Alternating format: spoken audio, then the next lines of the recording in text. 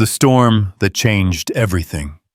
When Ethan Cole pulled that bloodied heiress from the twisted wreckage on Highway 9, he had no idea he was about to collide with a destiny that would shatter every assumption about love, worth, and what it truly means to save someone. One storm, one choice, two worlds that should never have met. Tonight I'm sharing a story that proves sometimes the most unlikely rescues happen when we least expect them. Stay with me until the end, and drop a comment with your city so I can see how far this tale of unexpected love has traveled across the world. The windshield wipers of Ethan Cole's battered Ford pickup fought a losing battle against the torrential rain hammering down on Highway 9. Each swipe revealed only more sheets of water cascading from the October sky, turning the asphalt into a treacherous mirror that reflected his headlights back at him in a dizzying dance of light and shadow. "Come on, old girl," Ethan muttered, gripping the steering wheel tighter as the truck's engine coughed like an old man with too many cigarettes behind him. "Just get me home to Lily." The digital clock on his dashboard glowed a harsh green 11:47 p.m. Another 16-hour shift at Morrison's auto plant had finally ended, but the overtime pay would cover Lily's school supplies for next month. At 8 years old, his daughter deserved better than hand-me-down everything, even if it meant Ethan running himself ragged to provide it. The radio crackled with weather warnings that he'd already memorized. Flash flood watch, high winds, stay off the roads if possible. But if possible was a luxury that single fathers working double shifts couldn't afford. The bills didn't care about storms, and neither did the rent. Lightning split the sky ahead, illuminating the winding mountain road in stark, brilliant white. For a split second, the world looked like a photograph, negative, everything reversed, alien wrong.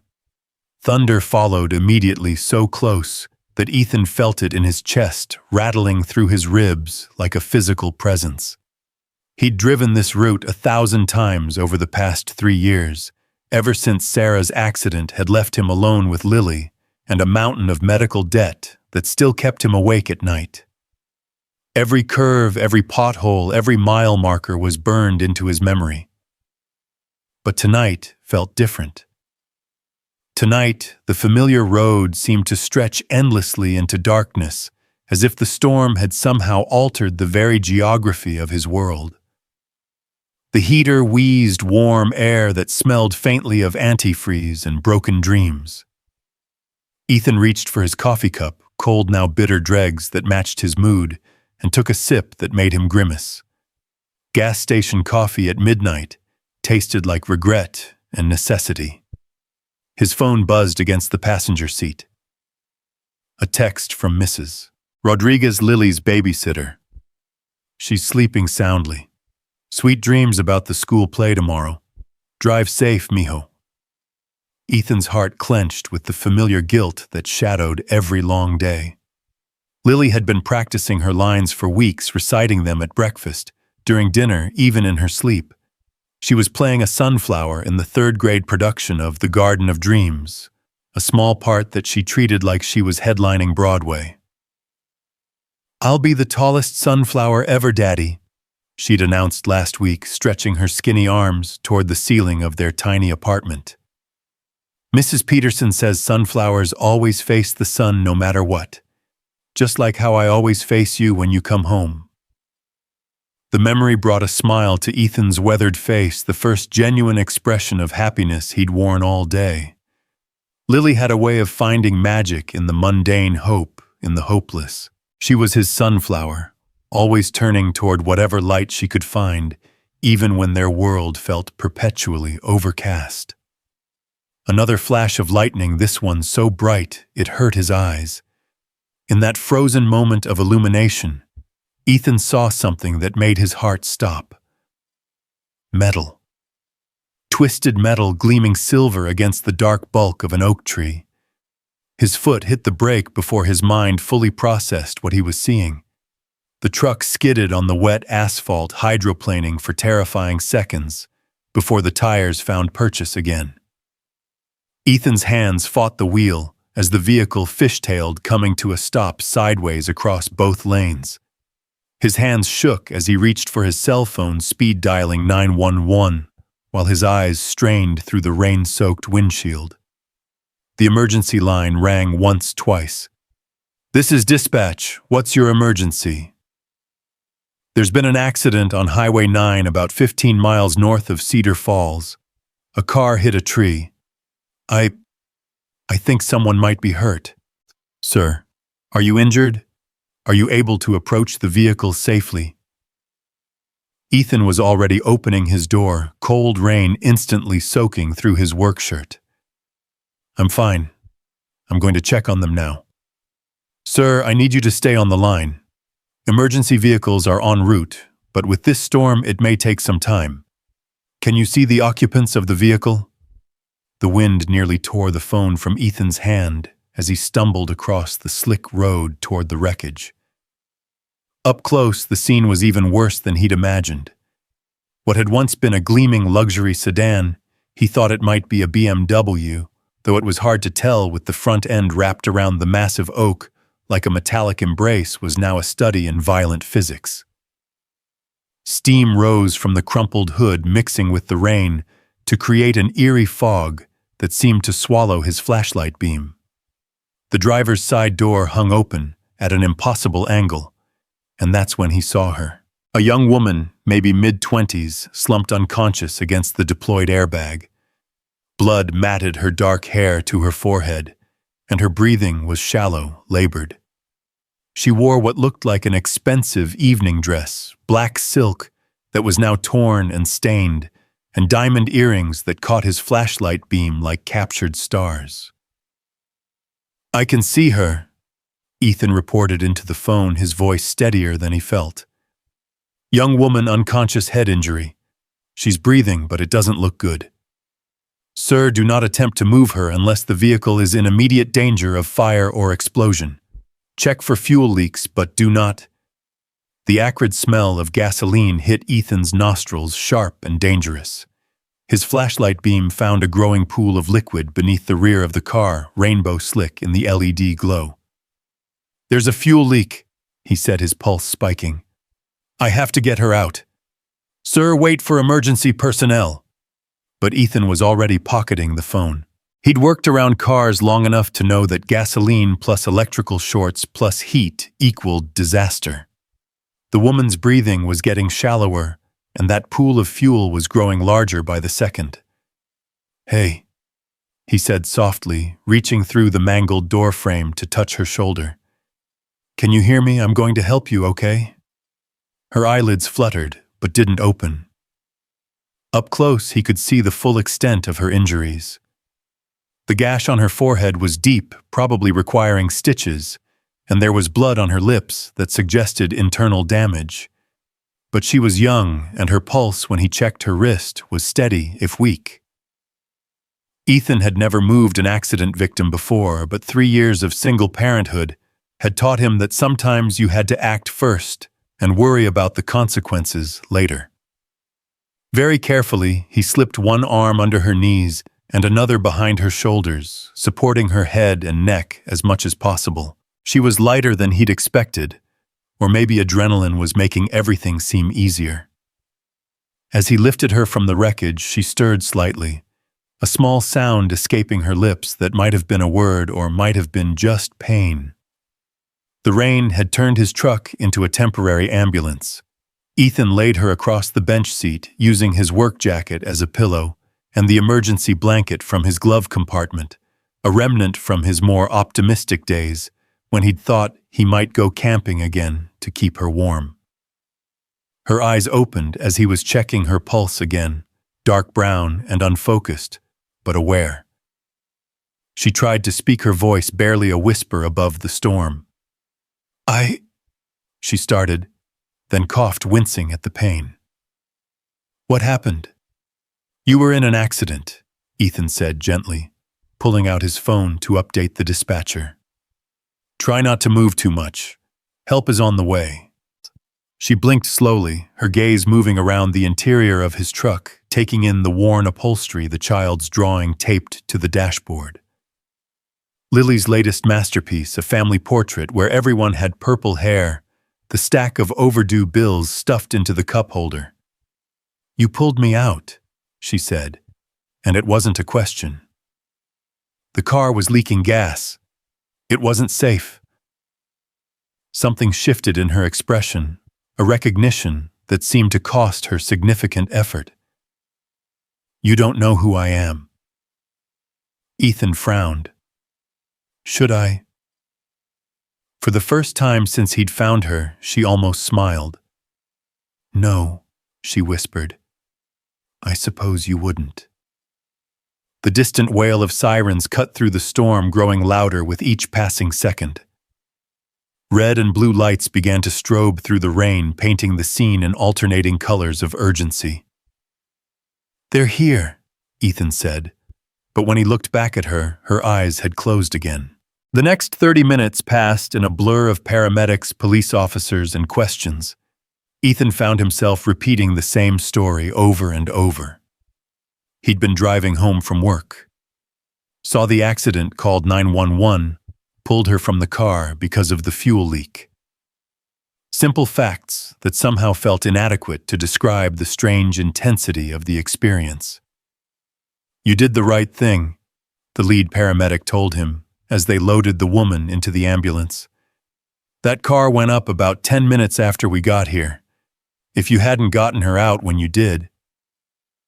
Ethan watched the ambulance disappear into the storm, its red lights fading like dying embers.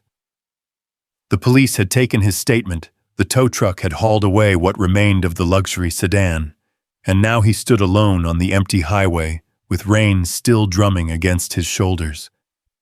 His truck started on the third try, the engine coughing its familiar protest, before settling into its usual rough idle.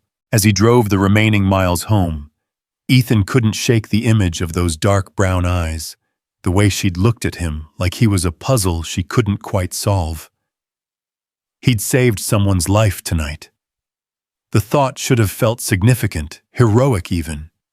Instead, it just felt like something that needed doing, like working overtime, or fixing Lily's bicycle, or any of the 1,000 small acts of necessity that made up his days. The apartment complex where he and Lily lived was quiet, most of the windows dark. Ethan climbed the external stairs to their second-floor unit, his work boots heavy on the metal steps. Mrs. Rodriguez had left a note on the kitchen table. "Lily ate all her dinner, even the vegetables. Homework is done. She's excited about tomorrow. You're a good father, Ethan. Sleep well." Ethan crumpled the note, gently adding it to the shoebox, where he kept all of Mrs. Rodriguez's encouraging messages. On nights like this, when exhaustion weighed heavier than hope, those little pieces of paper were proof that he wasn't completely failing at the one job that mattered most. Lily's bedroom door was slightly ajar, and he peered through the gap to check on her. She lay sprawled across her twin bed, arms flung wide like she was trying to hug the entire world in her sleep. Her costume for tomorrow's play hung carefully on the back of her chair, a bright yellow dress with green fabric leaves that Mrs. Rodriguez had helped them sew on last weekend. "My sunflower," Ethan whispered, pulling her blanket up to her chin. She stirred slightly, mumbling something about sunshine and stages, before settling back into deep sleep. In his own room, Ethan sat on the edge of his bed and finally allowed himself to process what had happened. He could still smell the gasoline, still feel the weight of the unconscious woman in his arms, still see those diamond earrings catching the light like tiny pieces of a life he couldn't imagine.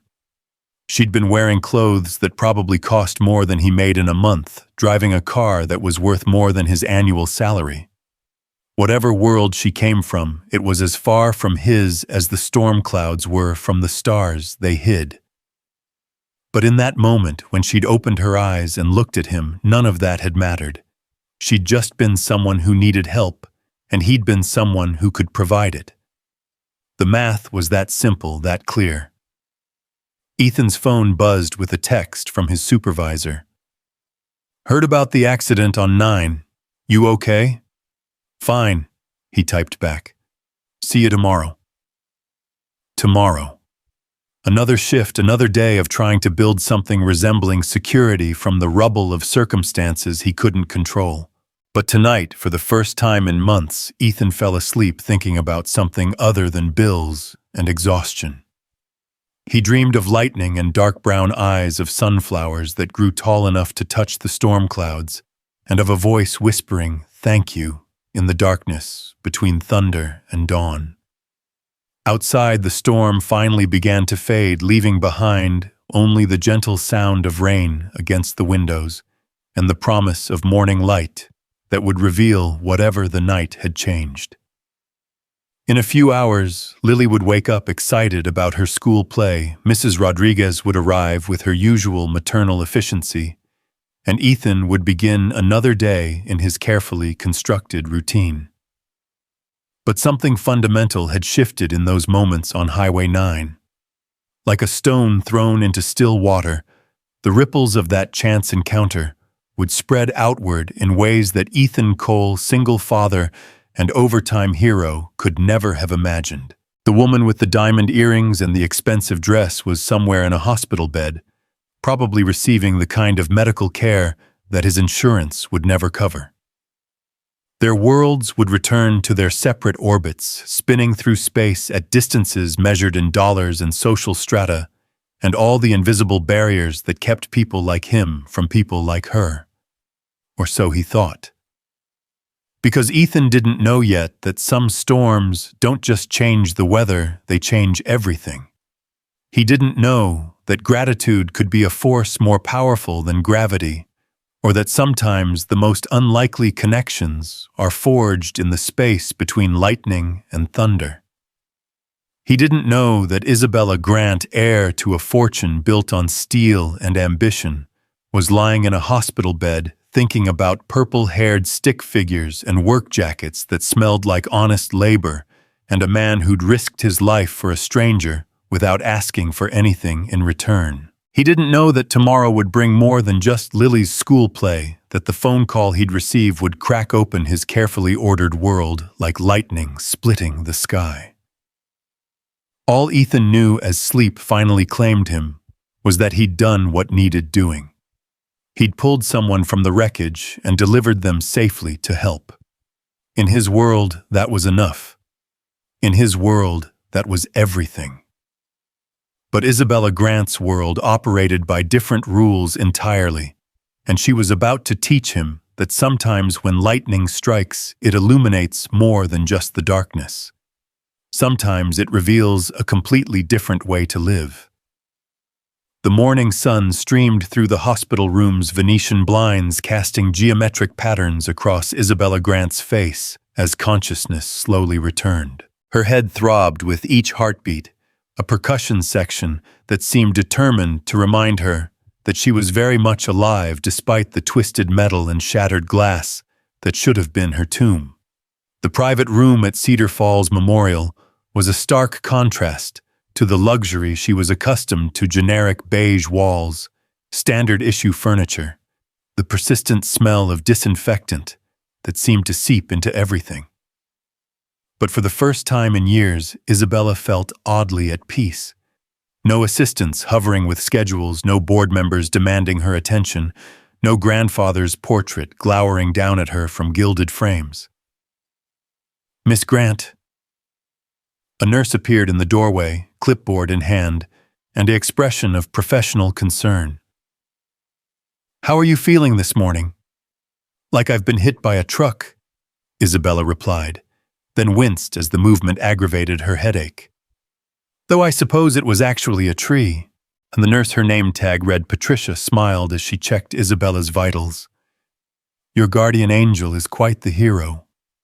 That man who pulled you from the car saved your life. The vehicle caught fire not 10 minutes after the ambulance arrived." Guardian angel. The phrase echoed in Isabella's mind as fragments of memory began to piece themselves together, strong arms lifting her from twisted metal. a voice speaking gently through the storm. Work clothes that smelled like honest labor and morning coffee. Dark eyes that had looked at her without recognition, without the calculating assessment she'd grown accustomed to seeing in everyone who knew her name. "The man who helped me," Isabella said carefully. "Is he still here?" "Oh no, dear. He left with the police after giving his statement. Blue-collar type, drove an old pickup truck. Probably had to get home to his family." Patricia adjusted Isabella's IV line with practiced efficiency. "Not everyone can afford to stick around hospitals, you know." The casual dismissal in the nurse's voice sparked something defensive in Isabella's chest, though she couldn't quite articulate why. She'd grown up in a world where people were categorized and cataloged based on their utility, their net worth, their connections. But last night, in the middle of a storm, none of that had mattered to the man who'd risked his life for a stranger. "I need to find him," Isabella said, surprising herself with the urgency in her voice. Patricia raised an eyebrow. "I'm sure your insurance company will handle any liability issues, dear. Try to rest. Dr. Morrison will want to run a few more tests before we can think about discharge." But Isabella was already reaching for her phone, grateful that the paramedics had thought to retrieve her purse from the wreckage. Her assistant Marcus answered on the first ring, his voice tight with barely controlled panic. "Isabella, thank God you're all right. I've been fielding calls all morning. Your grandfather is beside himself. The board is demanding a statement, and there are reporters camping outside your apartment building. We need to control this narrative before—" "Marcus," Isabella interrupted, her voice still hoarse but firm. "I need you to do something for me, and I need you to do it quietly." "Of course, anything. What do you need?" "Last night a man pulled me from the wreckage. I need to find him. His name is—" Isabella paused, realizing she didn't even know his name. "I don't know his name. But he was driving an old Ford pickup, probably lives in the Cedar Falls area. Blue-collar worker, probably has a family." The silence on the other end of the line stretched long enough that Isabella wondered if the call had dropped. "Marcus?" "I'm here. Isabella, I understand you're grateful, but perhaps a monetary reward channeled through the proper legal— No." The word came out sharper than she'd intended. "This isn't about liability or public relations. I need to thank him properly. Personal, not corporate."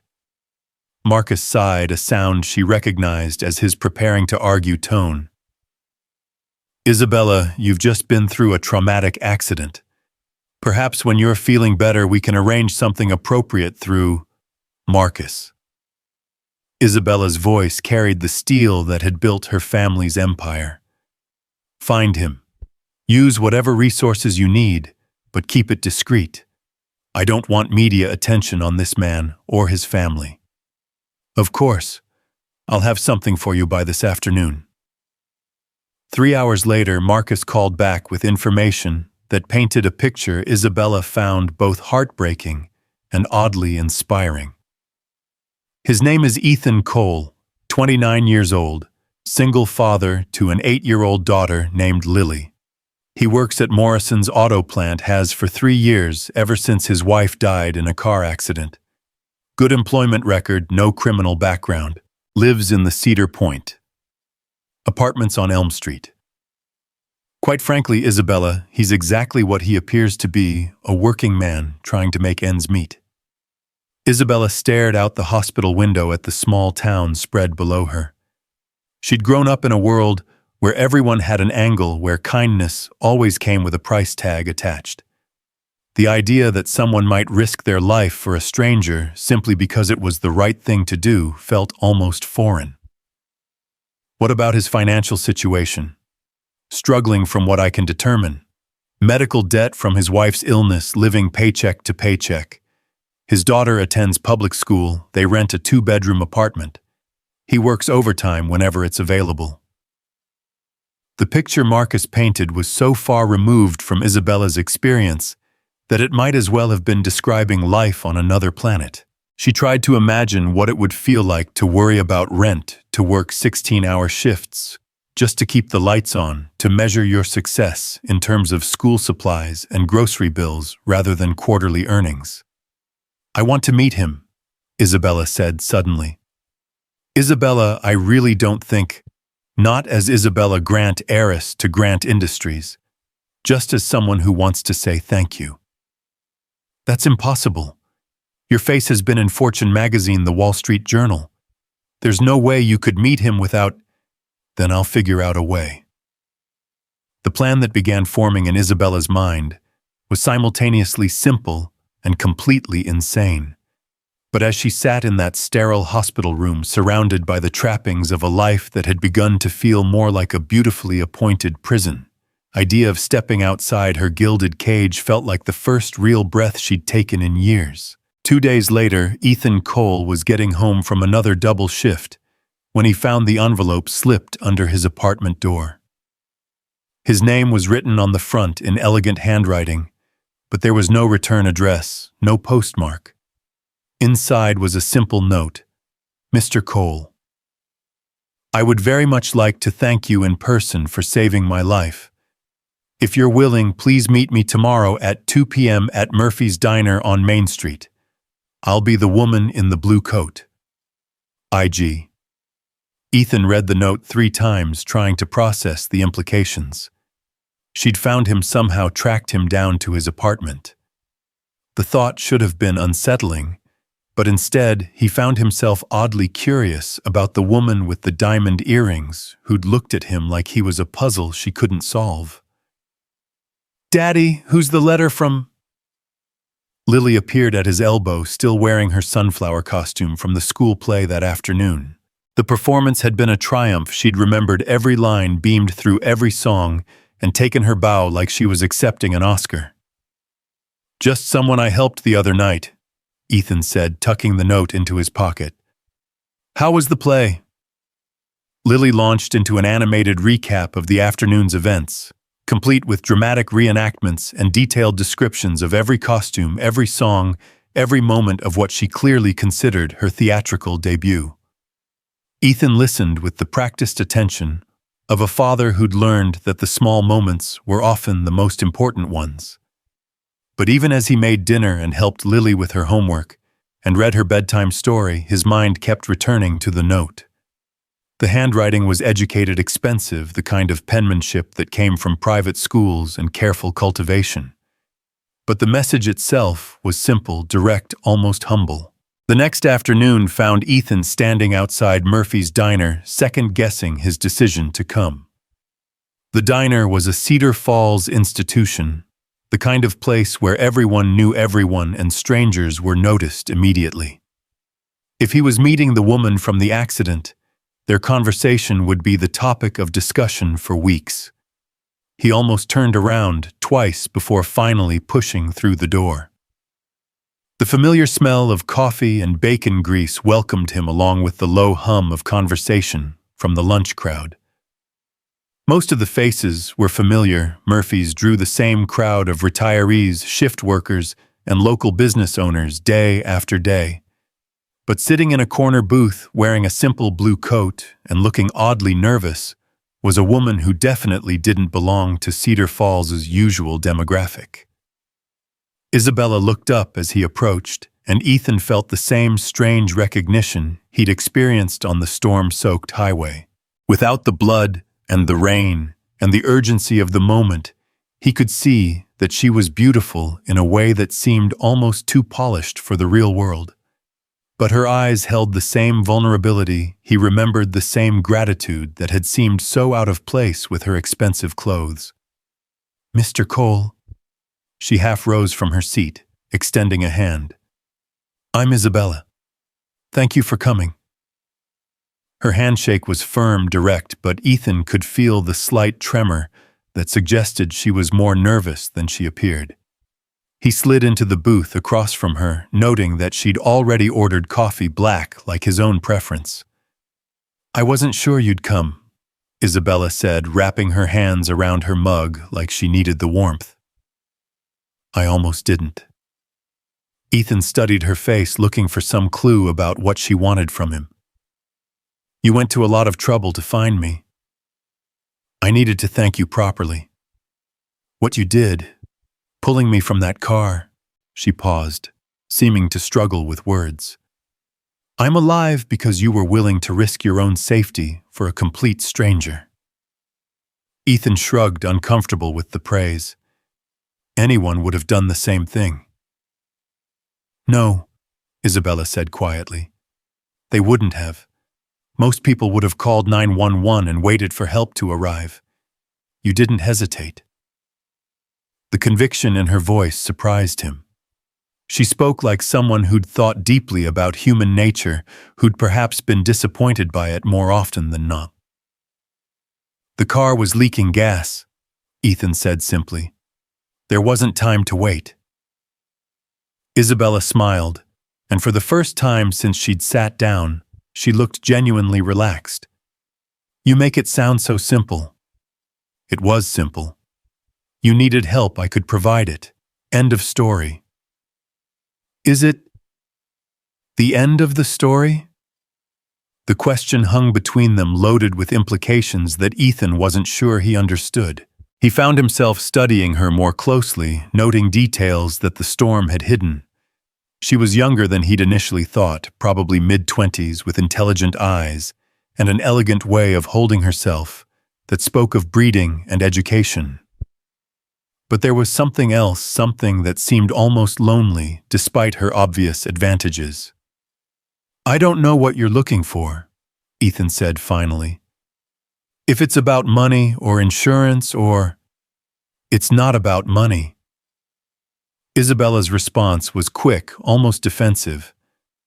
I wanted to meet the man who saved my life, to understand what kind of person does what you did. I'm not complicated, Ethan said with a slight smile. I work at the auto plant, I raise my daughter, I pay my bills when I can. That's about it. Your daughter. Isabella leaned forward slightly. How old is she? 8, Lily.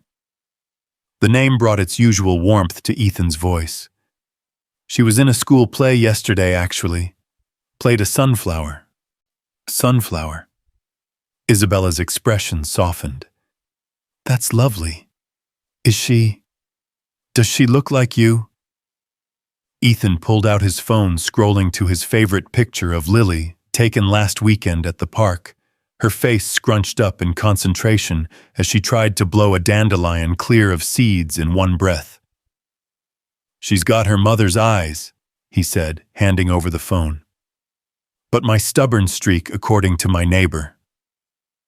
Isabella studied the picture with an intensity that surprised him. She's beautiful, she said softly. She looks happy.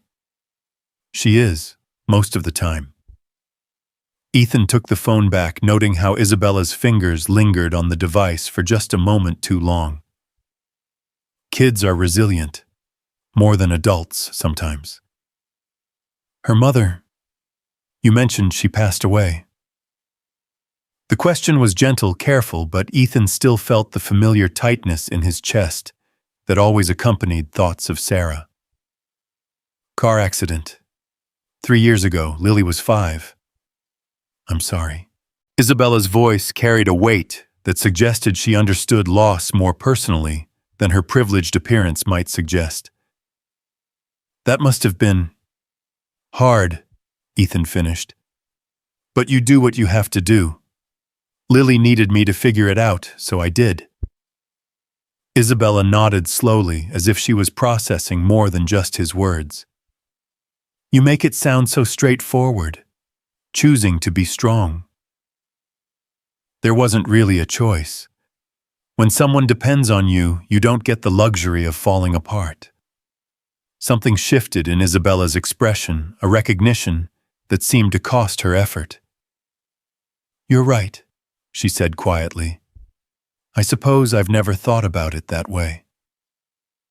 They sat in comfortable silence for a moment, the background noise of the diner filling the space between them. Ethan found himself oddly curious about this woman who'd sought him out, who asked questions like she was trying to solve a puzzle she'd never encountered before. "Can I ask you something?" he said finally. "Of course. That night when you were in the truck, you said I didn't know who you were, like I should have recognized you." Isabella's coffee mug stopped halfway to her lips. "Did I say that? You were pretty out of it, but yeah, made it sound like you were famous or something." "Not famous exactly." Isabella set down her mug carefully. "More like recognizable in certain circles." "What kind of circles?" For a moment, Ethan thought she wasn't going to answer. Isabella stared out the diner's window at the quiet street beyond her expression, cycling through emotions he couldn't read. "Business circles," she said finally. "My family. We own some companies. People in that world tend to know who I am." It was clearly an oversimplification, but Ethan didn't push. Everyone had parts of their life they preferred to keep private, and he was hardly in a position to judge anyone for maintaining boundaries. "Must be nice," he said instead. "Having that kind of security." Isabella's laugh was short, bitter. "Security is one word for it." The response intrigued him, but before he could ask what she meant, Isabella was checking an expensive watch that probably cost more than Ethan made in 6 months. "I should go," she said, but made no move to leave. "I'm sure you need to get back to Lily." "She's at school for another hour," Ethan said. "And I don't start my shift until 6. You work nights." "Sometimes. Depends on what's available. Overtime pays better and you need the money." Isabella's voice held no judgment, just understanding. "Yeah, I need the money." Isabella was quiet for a long moment, seeming to wrestle with something internal. When she spoke again, her voice was carefully controlled. "Mr. Cole, Ethan, what if I told you there was a way to change that, to not have to worry about overtime shifts and medical bills and whether you can afford school supplies?" Ethan felt his defenses rising. "I'd say that sounds like the beginning of a conversation I don't want to have." "It's not what you think." "Then what is it?" Ethan's voice sharpened. "Because in my experience, when someone starts talking about easy money, it's usually not as easy as they make it sound." Isabella raised her hands in a gesture of surrender. "You're right. I'm sorry. I hate seeing good people struggle when there are resources available to help. I don't need charity." "I know you don't." Isabella's response was immediate, certain. "What you did for me wasn't about charity or expectation of reward. It was just decent human kindness. But that doesn't mean you have to suffer because you're too proud to accept help." Ethan studied her face, trying to read the motives behind her words. There was sincerity there, but also something else, a kind of desperate earnestness that suggested this conversation mattered to her in ways he didn't understand. "Why?" he asked finally. "Why does this matter to you?" Isabella's composure cracked, just slightly revealing something vulnerable underneath. "Because," she said quietly, "I've been surrounded by people my entire life who would step over a stranger to protect their own interests. You literally pulled a stranger from a burning car without knowing anything about her except that she needed help. Do you have any idea how rare that is?" The raw honesty in her voice caught Ethan off guard. This wasn't the polished woman who'd walked into the diner. This was someone struggling with concepts that should have been simple but apparently weren't in her world. "Maybe you're spending time with the wrong people," Ethan said gently. Isabella's smile was sad. "Maybe I am." She reached into her purse and pulled out a business card, writing something on the back before sliding it across the table. "That's my number," she said. Not my business number, my personal cell phone. If you ever need anything at all, please call me. And I mean that, Ethan. Anything. Ethan picked up the card, noting that the front was elegantly simple, just a name and phone number, no company logo or title. The back had a number written in the same careful handwriting as the note. "I'm not looking for a handout," he said carefully. "I know, but maybe I'm looking for something I can't buy."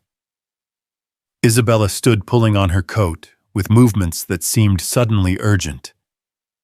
"Thank you for meeting me, Ethan. And thank you again for saving my life." She was halfway to the door before Ethan called after her. "Isabella." She turned back, hope flickering across her features. "For what it's worth," Ethan said, "you seem like good people, too." The smile that spread across Isabella's face was radiant, transforming her from merely beautiful to something approaching luminous. "Thank you," she whispered, and then she was gone, leaving only the faint scent of expensive perfume and the echo of a conversation that felt far more significant than its surface would suggest. Ethan sat in the booth for another 10 minutes, turning the business card over in his hands and trying to process what had just happened. The woman who'd sought him out was clearly wealthy, educated, probably connected to circles of power and influence that were as foreign to him as life on Mars. But underneath all that polish and privilege, she'd seemed almost hungry for the kind of simple human connection that he took for granted. He thought about Lily, about the bills stacked on his kitchen counter, about the constant calculations that governed his daily life, whether to buy groceries or pay the electric bill, whether to take Lily to McDonald's or save the money for her school field trip. The idea that Isabella's offer might provide a way out of that endless juggling act was tempting in ways he didn't want to acknowledge. But Ethan had learned through hard experience that there was no such thing as free money, and help from strangers, especially wealthy strangers, usually came with strings attached that weren't visible until you were already tangled up in them. Still, as he walked home through the quiet streets of Cedar Falls, Ethan found himself thinking less about Isabella's money, and more about her eyes, the loneliness he'd glimpsed beneath her composed exterior, the way she'd looked at Lily's picture like she was seeing something she'd never encountered before. Lily was waiting for him when he got home, bouncing with excitement about her day at school and full of questions about where he'd been. "I had coffee with the lady from the accident," Ethan explained as they started dinner together. "The one you saved." Lily's eyes went wide. "Is she okay? Was she pretty? Did she say thank you?" "She's fine. Yes, she was pretty, and yes, she said thank you many times." "Good." Lily nodded with the serious authority of an 8-year-old who'd given the matter significant thought. "Mrs. Rodriguez says when people help you, you should always say thank you. It's good manners." "Mrs. Rodriguez is right." "Daddy." Lily's voice carried the careful tone she used when she was building up to an important question. "Yeah, sweetheart. If the lady wanted to be friends with us, would that be okay?" The question caught Ethan off guard. "Why do you ask?" Lily shrugged, but her expression remained serious. "You don't have many friends, Daddy. Just work friends and Mrs. Rodriguez. And she's really more my friend than yours." The observation stung because it was accurate. Since Sarah's death, Ethan's world had contracted to work Lily and the handful of necessary interactions that kept their small family functioning. He'd told himself it was about priorities, about focusing on what mattered most. But Lily's innocent question forced him to acknowledge that maybe it was also about fear. Fear of letting people close enough to hurt him again, fear of opening their carefully balanced life to variables he couldn't control. "If she wanted to be friends," Ethan said carefully, "we could think about it." Lily's smile was brilliant. "Good. I think you should have more friends, Daddy. You get lonely sometimes, even when you think I don't notice." That evening, as Ethan tucked Lily into bed and listened to her prayers, which included specific requests for blessings on her daddy Mrs. Rodriguez, her goldfish Charlie, and the pretty lady who daddy helped, he found himself reconsidering Isabella's offer not from the perspective of pride or independence, but from the viewpoint of a man who was perhaps more isolated than he'd wanted to admit. The business card sat on his nightstand, the numbers catching the light from his bedside lamp. Whatever Isabella Grant was offering, it represented a door to a world he'd never imagined entering. But as Ethan turned off the light and settled into sleep, he realized that what intrigued him most wasn't the promise of financial security. It was the possibility that somewhere in that world of wealth and privilege, there was a woman who looked at acts of simple human kindness like they were miracles, who seemed to value authenticity more than advantage, and who might be just as lonely in her gilded world as he was in his practical one. The rain that had brought them together was just the beginning of the storm that was about to reshape both their lives. The next few days passed with Isabella's business card burning a hole in Ethan's wallet, like a constant reminder of possibilities he wasn't sure he should explore.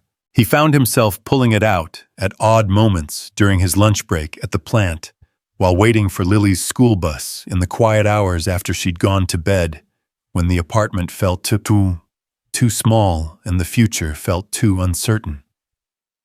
Thursday evening brought the kind of minor crisis that had become routine in Ethan's carefully budgeted life. Lily's backpack zipper had finally given up after months of faithful service splitting apart, just as she was getting ready for school and spilling her books across the apartment floor. "Daddy, I can't go to school with a broken backpack," Lily announced with the gravity of someone facing a genuine catastrophe. "Tommy Martinez will make fun of me again." Ethan knelt beside her, examining the damaged zipper with the practiced eye of someone who'd learned to fix everything that could be fixed and make do with everything that couldn't. This particular break was beyond his repair skills, and they both knew it. "We'll get you a new one this weekend," he said, though the promise felt hollow even as he spoke it. $25 for a decent backpack meant $25 not available for groceries or the electric bill. "Really?" Lily's face lit up with hope. "One of the good ones like Emma has with the sparkly unicorn?" Ethan's heart clenched at the innocent request. Emma Morrison was the daughter of the plant manager, and her sparkly unicorn backpack probably cost more than Ethan made in a day. But Lily didn't understand the mathematics of their life, the constant calculations that governed every purchase, every decision. "We'll see what we can find," Ethan said, which was his standard response when no felt too harsh, but yes was impossible. Lily's expression dimmed slightly, the way it always did when she recognized that particular tone. At 8 years old, she'd already learned to read the difference between promises her father could keep and hopes he couldn't afford. "It's okay, Daddy," she said, with the kind of mature acceptance that broke Ethan's heart. "Mrs. Rodriguez has some big rubber bands. Maybe we can make it work." That night, after Lily had gone to bed, clutching her broken backpack like a wounded pet, Ethan sat at his kitchen table surrounded by bills and calculations that never seemed to add up the way he needed them to. The numbers stared back at him with mathematical indifference: rent due in 6 days, electricity past due, grocery money that would have to stretch another week. He could pick up extra shifts, but that meant less time with Lily, and he'd already missed her school play practice because of overtime. He could ask for an advance on his paycheck, but that would put him further behind next month. Every solution created new problems, every choice carried costs he couldn't afford. Isabella's business card lay on the table beside the bills, her handwritten phone number. A potential answer to problems that felt increasingly impossible to solve on his own. But accepting help from someone he barely knew felt like crossing a line he wasn't sure he should cross, opening a door he might not be able to close again. The decision made itself Friday afternoon when Lily came home from school, with tears streaming down her face and her broken backpack held together with duct tape and determination. "What happened, sweetheart?" Ethan knelt beside her, pulling her into his arms as she sobbed against his work shirt. "Tommy Martinez said my backpack looked like trash," Lily hiccuped. "He said poor people always have broken things, and that's how you know they don't matter." The words hit Ethan like a physical blow, rage and helplessness warring in his chest. He wanted to march to the school and explain to 8-year-old Tommy Martinez exactly what he thought of children who'd learned cruelty from adults who should have known better. But he also knew that Tommy was just repeating words he'd heard elsewhere, reflecting attitudes that Ethan's pride couldn't change and his poverty couldn't escape. "You matter," Ethan said fiercely, holding Lily tighter. "You matter more than anything in this world, and don't you ever let anyone tell you otherwise." "But he's right about our things being broken," Lily whispered. "Everything we have is old or broken or not as good as what other kids have." The truth in her observation cut deeper than any insult could have. Ethan had worked so hard to shield Lily from the realities of their financial situation, but an 8-year-old's world was full of comparisons, full of markers that announced status as clearly as billboards. That evening after Lily was asleep, Ethan pulled out Isabella's card and stared at the numbers for a long time before finally dialing. She answered on the second ring, her voice carrying a note of surprise and something that might have been relief. "Ethan, is everything okay? I'm sorry to call so late." He began, then stopped, unsure how to continue. "It's not late. I was hoping you'd call." The admission hung between them, honest and vulnerable, in a way that made Ethan's decision feel less like surrender and more like possibility. "You said if I needed anything." He started, then stopped again, the words catching in his throat. "I meant it," Isabella said softly. "Whatever you need, Ethan, just tell me." So he did. He told her about Lily's backpack and Tommy Martinez's casual cruelty. He told her about the bills on his kitchen table and the calculations that never worked out. He told her about the choice between groceries and electricity, between Lily's happiness and his pride. Isabella listened without interruption, without judgment, without the patronizing sympathy he'd learned to expect from people who'd never had to choose between necessities. "Can I see you tomorrow?" she asked when he'd finished. "There's something I'd like to show you and someone I'd like you to meet." "Isabella, I don't want charity. I know you don't. But will you trust me just for one day?" Something in her voice made Ethan pause. There was an urgency there, a need that seemed to have little to do with his problems and everything to do with hers. "Okay," he said finally. "Where? I'll pick you up at 10. And Ethan, bring Lily." Saturday morning brought crisp autumn air and the kind of blue sky that made everything seem possible. Ethan and Lily waited outside their apartment building, both dressed in their best clothes, which weren't much, but were clean and carefully pressed. "Is that her?" Lily whispered, as a sleek black sedan pulled up to the curb. The car was understated, but obviously expensive, the kind of vehicle that whispered, rather than shouted, about its owner's wealth.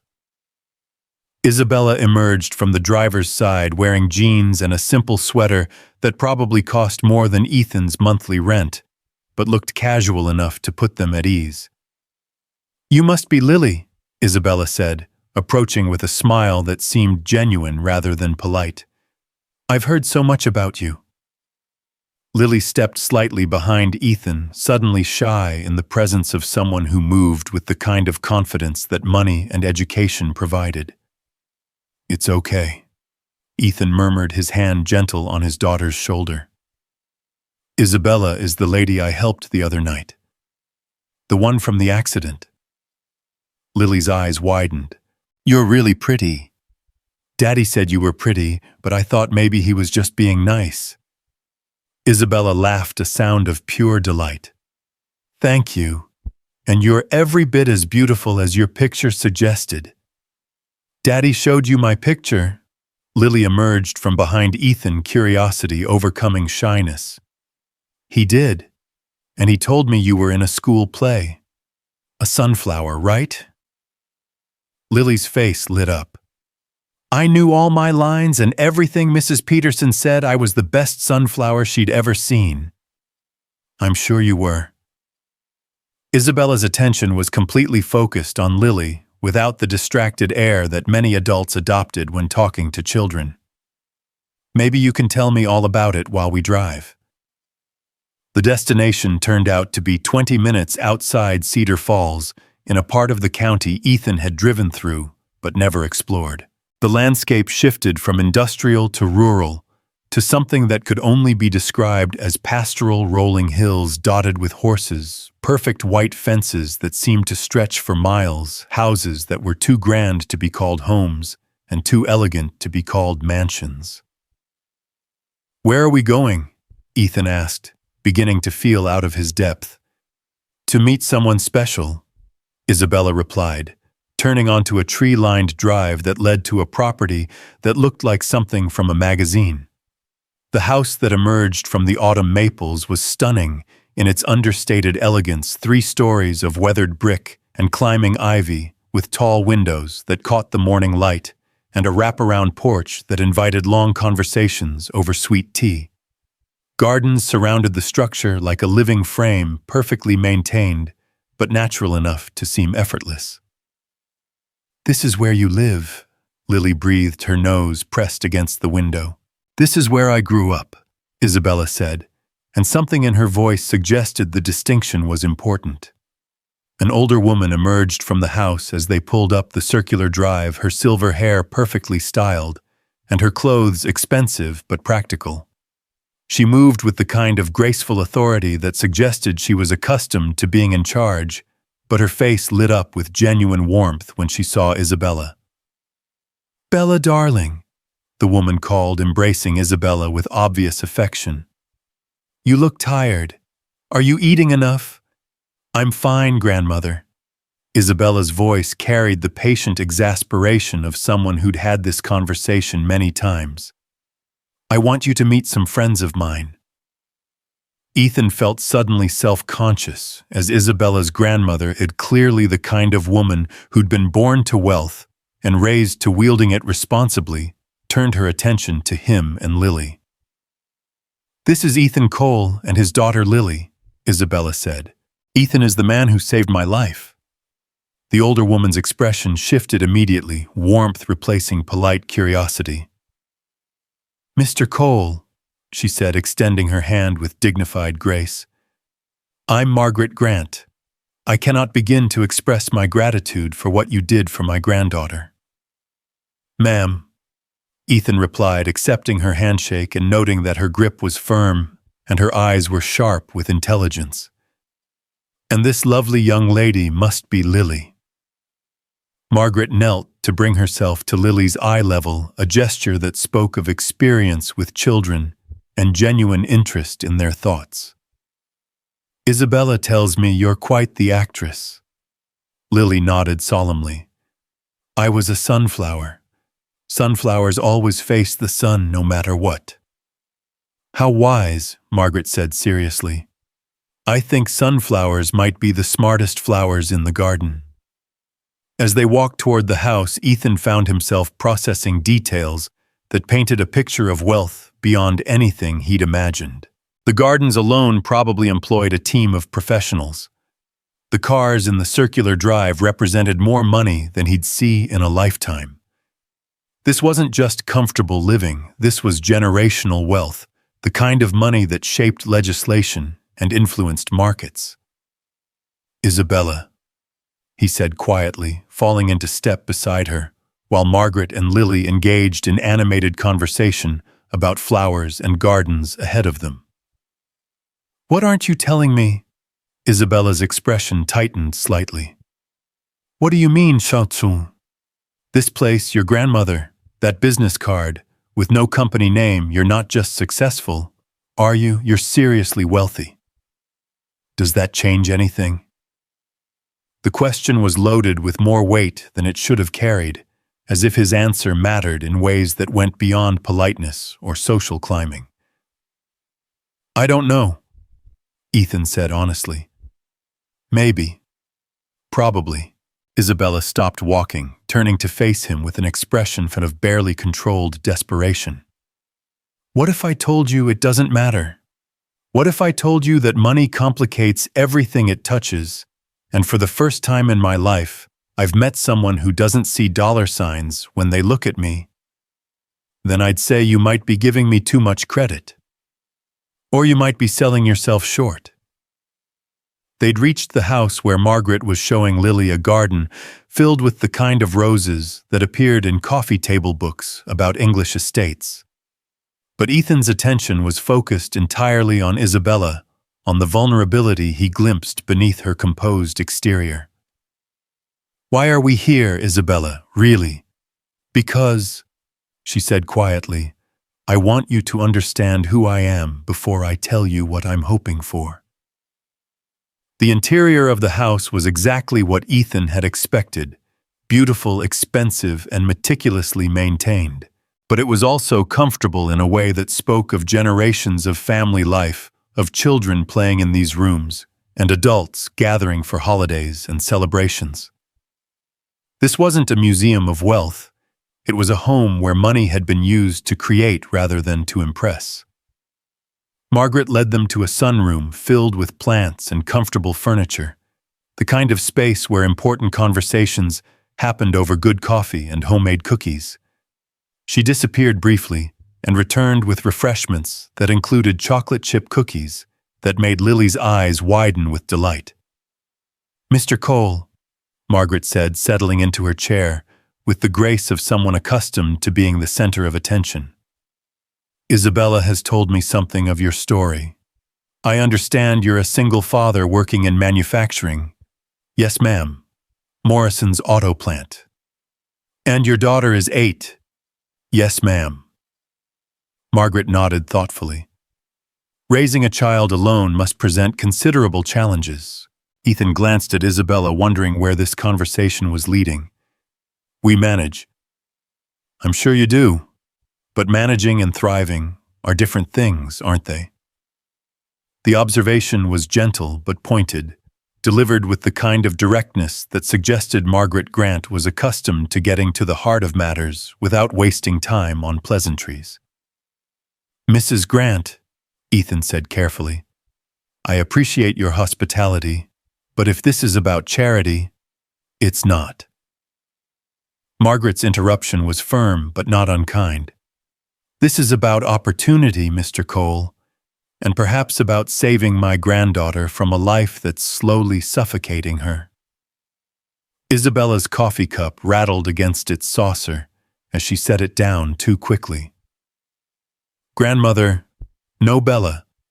It's time someone said what needs to be said. Margaret's attention returned to Ethan. My granddaughter is 26 years old, brilliant, capable, and completely miserable. She has everything money can buy, and nothing that money can't touch. She sits on the boards of 5 companies, manages a charitable foundation, worth more than most countries' annual budgets, and hasn't had a genuine friend since boarding school. Grandmother, please. She called me 3 days ago and talked for 2 hours about a man who pulled her from a car wreck without asking her name, her net worth, or what she could do for him in return. For the first time in years, she sounded alive. The silence that followed was heavy with implications. Lily, oblivious to the undercurrents, had discovered a collection of art books and was absorbed in pictures of paintings that probably cost more than most people's houses. What are you suggesting? Ethan asked finally. I'm suggesting, Margaret said, that perhaps you and my granddaughter might have more to offer each other than either of you realizes. Isabella stood abruptly, her composure finally cracking. This isn't how I wanted to do this. Then how did you want to do it? Margaret's voice was gentle, but relentless. Continue meeting in diners and pretending you're someone you're not. String him along with vague offers of help while you figure out how to explain that your personal net worth could probably buy his entire town. That's not what I was doing. Then what were you doing, darling? Isabella's hands clenched into fists at her sides, and for a moment Ethan could see past the polish and breeding to the young woman underneath, someone struggling with forces she couldn't control, trapped by advantages that felt more like prisons. I was trying to figure out how to tell someone that I'm falling in love with him without scaring him away with everything I represent, Isabella said, her voice barely above a whisper. The admission hung in the air like a challenge, raw and honest and completely unexpected. Ethan felt his world shift slightly on its axis, all his assumptions about Isabella's motives suddenly requiring recalibration. Isabella, he started. Don't. She held up a hand, tears threatening at the corners of her eyes. Don't say anything yet. Just let me explain. She moved to the window, looking out at gardens that represented a lifetime of privilege and security. I've been proposed to 7 times, she said quietly. 5 business arrangements disguised as romance, 1 genuine fortune hunter, and 1 man who actually loved me but couldn't handle the pressure of what dating me meant for his life. Ethan found himself listening with an attention that felt almost physical, as if her words were reshaping something fundamental in his understanding of who she was. I've never met anyone who looked at me and saw just Isabella, someone who would risk their life for me without knowing my name, who would sit in a diner and talk about their daughter without calculating what I might be able to do for them.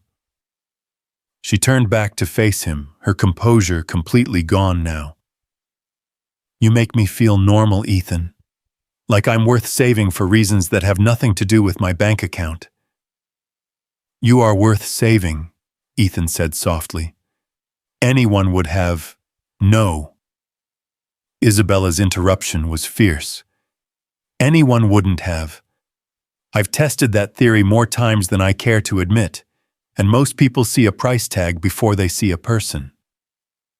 Margaret had been watching this exchange with the careful attention of someone who understood the stakes involved.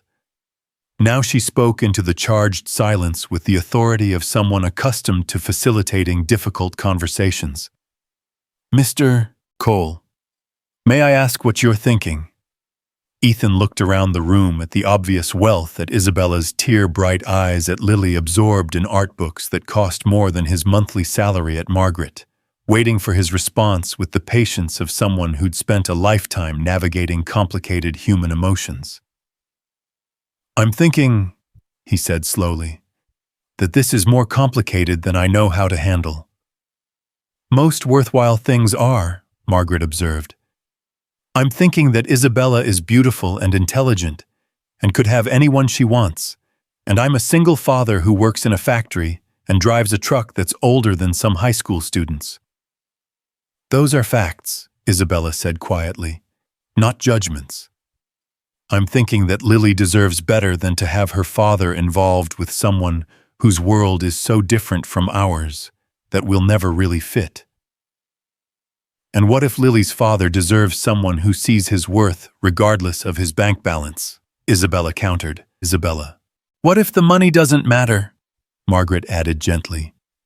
What if what matters is whether 2 people can make each other happy, whether they can build something together that's stronger than what they could build apart?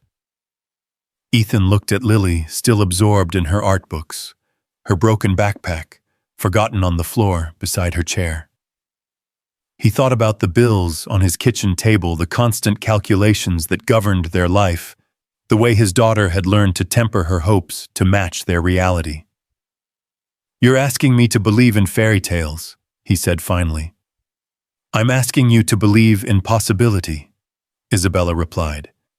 I'm asking you to let me show you that money is just a tool and what matters is how you choose to use it. And what if I can't? What if I can't get past the difference between us? Isabella's smile was sad but understanding.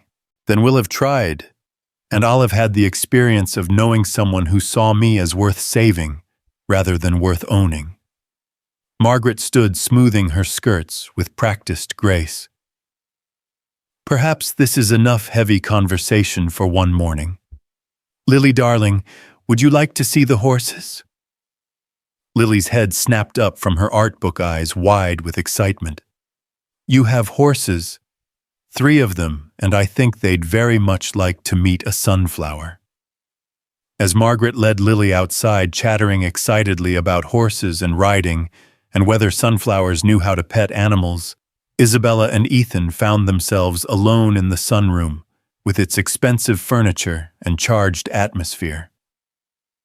I'm scared, Ethan admitted quietly. Of me. Of what you represent.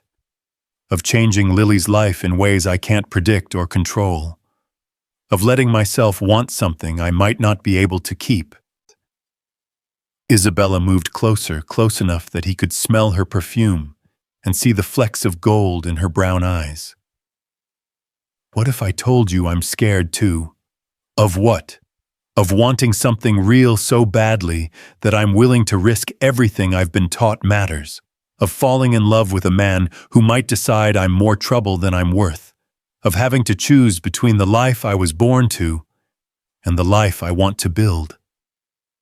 They stood facing each other in a room that represented generations of wealth and privilege, 2 people from completely different worlds, trying to figure out whether the distance between them could be bridged by something as simple and complicated as love.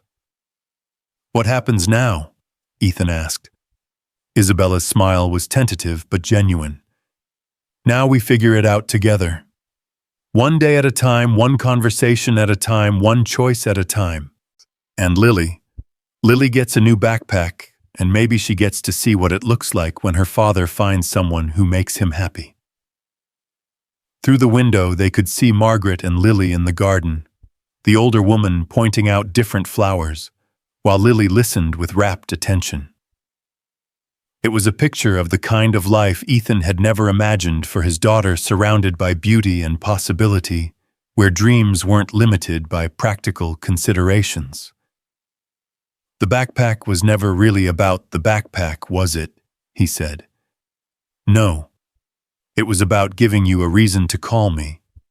It was about opening a door to a conversation we both needed to have. And the money, the foundation, the companies, all of it. Isabella was quiet for a long moment, watching her grandmother and his daughter through the window. The money is real, and it's a responsibility I take seriously. But it's also been a wall between me and everyone I've ever tried to care about. You're the first person who's made me want to tear down that wall instead of hiding behind it. Ethan thought about the choice ahead of him, the safe, predictable life he'd built for himself and Lily versus the uncertainty and possibility that Isabella represented. It was a choice between maintaining control and embracing change, between protecting what he had and reaching for what he wanted. I can't promise this will work, he said finally. I can't either. But I can promise that I'll never lie to you about who I am or what I want. And what do you want? Isabella's answer was simple, direct, and completely devastating in its honesty. I want to fall asleep next to someone who chose me for reasons that have nothing to do with my net worth. I want to wake up in a world where money is just a tool for building the life we want together. I want Lily to know that she's loved not just by you, but by someone who sees her the way you do, as precious beyond any calculation of worth. The weight of her words settled between them like a promise and a challenge. Outside, Lily's laughter carried on the autumn air, as Margaret apparently told her something amusing about horses and their opinions of sunflowers. One day at a time, Ethan asked. One day at a time, Isabella confirmed. And in that moment, standing in a room that represented everything he'd never had and everything he'd never thought to want, Ethan Cole made the choice to believe in possibility over probability, in hope over fear, in love over logic. It was the second time in a week that he'd chosen to rescue someone. This time he was beginning to suspect they might end up rescuing each other. The decision to trust possibility over fear felt monumental in that sunlit room.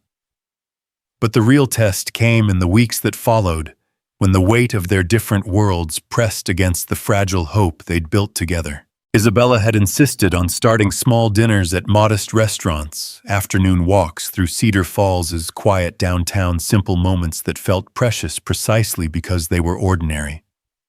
But even simple moments carried complications when one person's idea of casual dining involved restaurants where Ethan checked prices twice before ordering, while the other had never considered cost as a factor in any decision.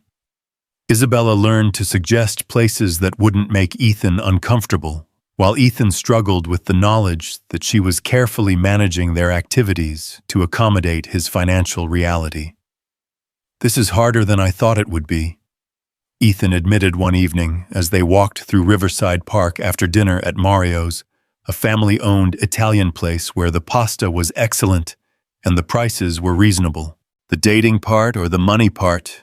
Isabella asked, her hand warm in his as they strolled past the playground, where Lily was making friends with two other children, whose parents sat on nearby benches, occasionally glancing their way, with curious expressions. "Both. Neither. I don't know." Ethan stopped walking, turning to face her under the soft glow of a street lamp. "I keep waiting for you to realize this is too much work." Isabella's expression grew serious. "Too much work compared to what?" "Compared to men who see me as a business opportunity. Compared to relationships where every conversation is a negotiation and every gesture is calculated for advantage. Compared to someone who fits in your world." "What if I don't want to fit in my world?" Isabella's voice carried a frustration that had been building for weeks. "What if I want to build a new world, one where we don't have to choose between love and logic?" Their conversation was interrupted by Lily's delighted laughter as she conquered the monkey bars with the fierce determination she brought to everything she considered important. Watching his daughter play with children whose parents could afford the kind of clothes that never needed patching, Ethan felt the familiar weight of inadequacy that no amount of affection could completely dispel. "She deserves this," he said quietly, nodding toward Lily's happy face. "She deserves playmates who aren't worried about whether their shoes will last another month, birthday parties where the gifts aren't carefully budgeted weeks in advance. She deserves a father who's happy," Isabella countered. "She deserves to see what love looks like when it's not constrained by fear." That night, after tucking Lily into bed and listening to her excited recap of her playground adventures, Ethan found himself sitting at his kitchen table, staring at a stack of college brochures that Isabella had left behind. Not for him, though she'd mentioned several programs for working adults that offered evening classes, but for Lily. Schools with names like Hillcrest Academy and Riversea Preparatory, places where children learned languages and played instruments and never worried about whether their backpacks would hold together until Christmas. His phone buzzed with a text from Isabella. "Thank you for dinner. Thank you for letting me be part of your world. Thank you for wanting to be part of it." He typed back, then stared at the message for a long time before hitting send. The complexity of their situation crystallized the following weekend, when Isabella's business obligations collided with their carefully maintained bubble of normalcy. She'd been invited to a charity gala, the kind of event where tickets cost more than most people's monthly rent, and the guest list read like a Forbes magazine feature.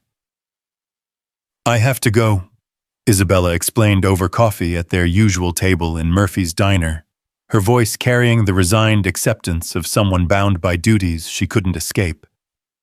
"It's the Children's Hospital Foundation annual fundraiser. I've been on their board for 3 years.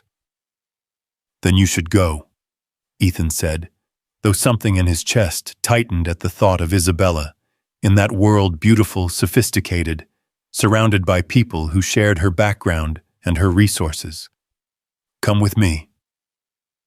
The suggestion hung between them like a challenge neither was sure they wanted to accept. "Isabella, I know it's not your scene. I know it would be uncomfortable, but I can't keep living 2 separate lives, pretending you don't exist when I'm in that world, and pretending that world doesn't exist when I'm with you." Ethan thought about his single good suit purchased for Sarah's funeral and worn only twice since then. He thought about conversations with people whose casual references would be to places he'd never been, and experiences he couldn't imagine. He thought about Isabella on his arm, radiant in an environment where she belonged, while he counted the minutes until he could escape back to his familiar world of predictable struggles. "What if I embarrass you?" Isabella's expression shifted from hopeful to something approaching angry. "The only way you could embarrass me is if you believe that's possible. That's easy for you to say. You've never been the person who doesn't belong." "Haven't I?" Isabella's laugh was bitter. "Ethan, I've spent my entire adult life being exactly the person everyone expected me to be. I've smiled at men who saw me as an acquisition opportunity, made small talk with women who measured friendship in terms of social advancement, attended events where my value was calculated in terms of the donations I could generate." She leaned forward, her voice dropping to an intensity that made him forget they were sitting in a public place. "For the first time in my life, I want to show up somewhere as myself. Not as Margaret Grant's granddaughter or the Grant Industries heiress, but as Isabella, the woman who's falling in love with a man who pulled her from a car wreck because it was the right thing to do." The rawness in her voice convinced him in ways that logic couldn't. That Saturday evening found Ethan adjusting his tie for the 5th time, while Lily offered commentary and encouragement from her perch on his bed. "You look handsome, Daddy," she announced with the authority of someone whose opinion on such matters was final. "Isabella's going to think you're the most beautiful man at the party." "Handsome," Ethan corrected automatically. "Men are handsome, sweetheart." "No, beautiful," Lily insisted. "Mrs. Rodriguez says beautiful is about more than how someone looks. She says beautiful is about having a good heart and helping people." "You're beautiful, Daddy." The simple wisdom of an 8-year-old's perspective gave Ethan the courage he needed to face an evening that felt more daunting than any overtime shift he'd ever worked. Isabella arrived precisely on time, stepping out of her car, wearing a dress that transformed her from the woman he'd grown comfortable with into someone who bossomanged in magazines and museum galas. The deep blue silk seemed to catch and hold light, while diamonds at her throat and ears reminded Ethan of the night he'd first seen her bleeding and unconscious, but still wearing jewelry that cost more than his annual salary. "You clean up well, Mr. Cole," she said with a smile that managed to be both elegant and mischievous. "You're stunning," Ethan replied, then felt heat rise in his cheeks at the inadequacy of the word. Lily appeared in the doorway, eyes wide with amazement. "Isabella, you look like a princess." "Thank you, sweetheart, but I think your daddy looks even better." The drive to the hotel where the gala was being held gave Ethan time to appreciate both Isabella's beauty and his own growing sense of being completely out of his element. The venue was downtown's most prestigious hotel, the kind of place where he'd driven past 1,000 times without ever imagining he'd walk through the front doors. Valet parking attendants in crisp uniforms took Isabella's keys with practiced efficiency while Ethan tried not to calculate how much those young men probably made in tips during a single evening like this. The lobby was all marble and crystal, filled with people who moved with the confident grace of those accustomed to luxury. "Second thoughts?" Isabella asked quietly, her hand warm on his arm. "Third and fourth thoughts," Ethan admitted. "Good. That means you're paying attention." The ballroom was a study in understated elegance, round tables draped in white linen centerpieces that probably cost more than Ethan's monthly rent, and a silent auction display featuring items that represented the kind of lifestyle he'd only seen in movies. Isabella guided him through the crowd with practiced ease, introducing him to people whose names he recognized from newspaper business sections, and whose casual conversations referenced charitable foundations and international travel. "Ethan works in manufacturing," Isabella would say, and something in her tone made it clear that this was a point of pride rather than explanation. Most people were polite, though Ethan caught the subtle glances and careful assessments that suggested they were trying to place him in their social calculus. He was obviously with Isabella, obviously important to her in some way, but equally obviously not from their world. "And how did you two meet?" asked Patricia Whitmore, a woman whose jewelry could probably fund Lily's college education. "He saved my life," Isabella said simply, her hand finding Ethan's and squeezing gently. The conversation shifted after that, as conversations do when someone introduces an element that doesn't fit the expected social script. But Ethan noticed something else. Isabella seemed different here, more guarded, more careful with her words and her expressions. This was the version of herself she'd mentioned, the one who'd been trained to be exactly what others expected. Dinner was an elaborate affair involving multiple courses and more utensils than Ethan was entirely sure how to navigate. He watched Isabella discreetly following her lead while trying to contribute meaningfully to conversations that ranged from market volatility to vacation homes in the Hamptons. "I understand you're a single father," said the man seated to Ethan's left, a silver-haired gentleman whose name Ethan had missed during introductions. "Yes, sir. My daughter Lily is 8. "That must be challenging, balancing work and parenting responsibilities." Something in the man's tone suggested this was more than polite conversation, though Ethan couldn't identify the undercurrent. "We manage," Ethan replied carefully. "I'm sure you do. Children need stability, consistency. It's important that their lives aren't disrupted by uncertainty." Isabella's wine glass clicked against her plate as she set it down with slightly more force than necessary. "Uncertainty is part of life, Harrison. Some of us just have more resources to cushion the impact." Harrison Whitmore, Patricia's husband, and someone whose opinion carried weight in whatever circles Isabella moved in, smiled with the kind of condescension that wealthy people sometimes mistook for charm. "Of course, my dear. But there's a difference between normal life uncertainties and the kind of instability that comes from significant lifestyle changes."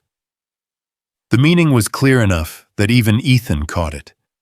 Harrison Whitmore was suggesting that Isabella's involvement with someone from Ethan's background represented the kind of disruption that could affect a child negatively. "You know what's unstable?" Isabella's voice carried a crystalline edge that cut through the dinner conversation at nearby tables. "Growing up believing that your worth is measured by your net worth. Thinking that love comes with conditions and human value can be calculated in quarterly reports. Isabella dear." Lily Cole, Isabella continued, her voice growing stronger, "knows more about love, loyalty, and human decency than most adults in this room. She understands that what matters isn't what you own, but how you treat people. Her father has taught her that helping others isn't a tax deduction, it's a moral obligation." The table had grown quiet, other conversations pausing, as people sensed conflict, in the carefully orchestrated pleasantness of the evening. "That's admirable," Harrison said, his tone suggesting he found it anything but. "But surely you must consider the practical implications." "The practical implications," Ethan said, surprising himself by speaking up, "are that Isabella makes me want to be a better man, and my daughter has never been happier than she's been these past few weeks." He looked around the table, meeting the eyes of people who were trying to calculate his worth using metrics that had nothing to do with character or kindness. "I may not understand your world," he continued, his voice steady, despite the adrenaline coursing through his system. "I may never be comfortable in places like this. But I understand Isabella. I understand that she's brilliant and generous and capable of changing lives just by choosing to care about them." Isabella's eyes were bright with unshed tears, though whether from gratitude or embarrassment, Ethan couldn't tell. "I also understand," he said, standing slowly, "that this probably isn't the right place for me." He was halfway to the door when Isabella caught up with him, her heels clicking against the marble floor of the hotel lobby. "Ethan, wait. I embarrassed you," he said without turning around. "You defended me. You defended us. Same thing in that room." Isabella moved to face him, her expression fierce despite the tears that had finally spilled over. "No, it's not. In that room, embarrassment means caring more about what they think than about what's right. You stood up to Harrison Whitmore. Do you have any idea how many people would kill for the chance to do that? Isabella, I've spent 10 years sitting at tables like that one listening to men like Harrison make pronouncements about what's appropriate and what's practical and what's best for everyone involved. Tonight was the first time I've ever seen someone tell them they're wrong." Ethan studied her face, looking for signs of regret or second thoughts. Instead, he saw determination and something that looked remarkably like relief. "So what now?" he asked. "Now we go home. We pick up Lily from Mrs. Rodriguez's apartment, and we sit on your couch and watch whatever movie she's chosen, and we remember why none of what happened in there matters. And tomorrow," Isabella's smile was soft but certain, "tomorrow we keep building our world. The one where love isn't a business transaction and worth isn't measured in dollars."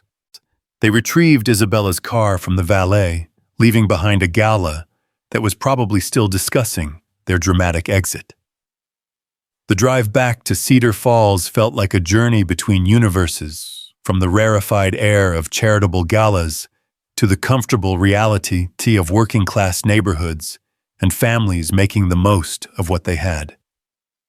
Mrs. Rodriguez met them at the door with her usual combination of maternal authority and barely contained curiosity. "Mijo, you look very handsome," she told Ethan, then turned to Isabella with frank assessment. "And you, querida, are even more beautiful than Lily described." "Thank you, Mrs. Rodriguez. I hope Lily wasn't too much trouble." "Never. She helped me make cookies and told me all about the horses at your grandmother's house. That child has a good heart." Lily appeared in the doorway wearing her pajamas and an expression of sleepy contentment. "Daddy, did you have fun at the fancy party?" "We did," Isabella answered before Ethan could respond. "But we missed you." "I missed you too. Mrs. Rodriguez and I made extra cookies so you could have some when you got home."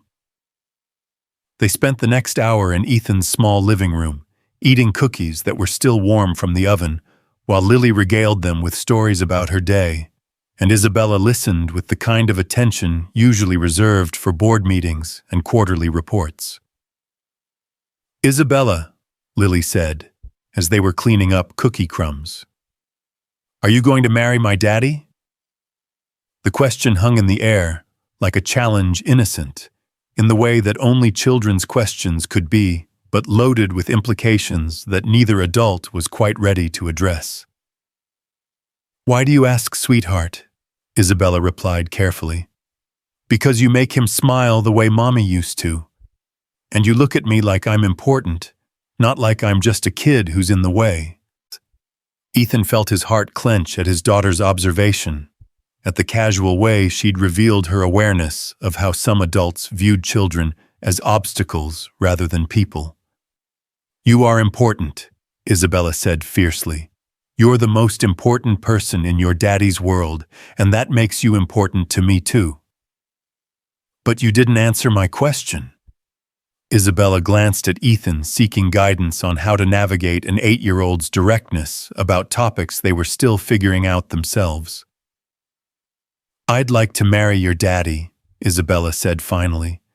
But marriage is something that happens when two people are sure they want to build a life together. We're still figuring out what that life might look like. Lily considered this with the seriousness she brought to all important matters. Well, when you figure it out, I think you should say yes. Why? Isabella asked, genuinely curious. Because Daddy's been sad for a long time, even when he smiles. But when you're here, he's not sad anymore. And you're not sad either, even though I think you were sad before you met us. The insight was devastating in its accuracy, cutting through adult complications to reach the simple truth underneath. Isabella had been sad, trapped in a life of obligation and expectation, surrounded by people who valued her for what she represented rather than who she was. And Ethan had been sad too, working so hard to provide for Lily that he'd forgotten to leave room for his own happiness. You're very wise, Isabella told Lily. I know, Lily replied with the confidence of someone who'd never doubted her own intelligence. Can I go to your grandmother's house again sometime? She said she'd teach me about the different kinds of roses. I think that can be arranged. Later, after Lily had gone to bed and Isabella was preparing to leave, they stood in Ethan's small kitchen talking quietly about the evening's events. I'm sorry about Harrison, Isabella said. He represents everything I hate about that world, the assumption that money gives you the right to judge other people's choices. He wasn't wrong about the instability part, Ethan pointed out. Dating you does change things for Lily, exposes her to possibilities that might not work out. And what if they do work out? Then she gets a life I never could have given her on my own. Isabella moved closer, her hand finding his face with the kind of gentleness that still surprised him. She gets a life where she's loved by two people instead of one, where she learns that families can be built on choice as well as biology, where she sees that love isn't limited by circumstances. And if it doesn't work out, then she learns that taking risks for love is worth doing, even when the outcome isn't guaranteed, that some things are more important than security. Ethan leaned into her touch, allowing himself to believe for this moment, in this kitchen with this woman, that love might indeed be more powerful than logic. Harrison was right about one thing, he said quietly. What's that? I am going to change your life, probably in ways you can't imagine. Isabella's smile was soft and certain. I'm counting on it. The kiss that followed felt like a promise and a commitment, like crossing a bridge they couldn't uncross. When they finally broke apart, Ethan realized that somewhere between the charity gala and the homemade cookies he'd stopped thinking about all the reasons their relationship couldn't work and started believing in all the reasons it could. Isabella, he said, as she gathered her coat and purse. Yes.